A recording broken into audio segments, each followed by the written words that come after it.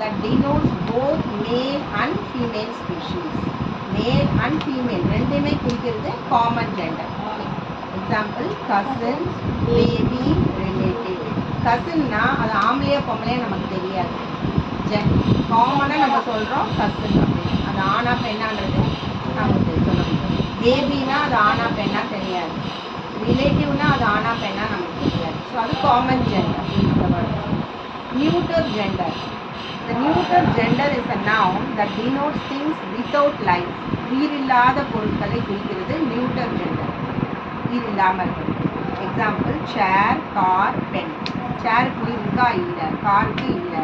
பெண்ணுக்கும் உயிர் இல்லை. ஸோ உயிர் இல்லாததுக்கு பேர் என்ன? நியூட்டர் gender. Now revise the methods by which a feminine gender is formed from masculine gender with your teacher and do the following exercises. சரியா? இப்போ masculine feminine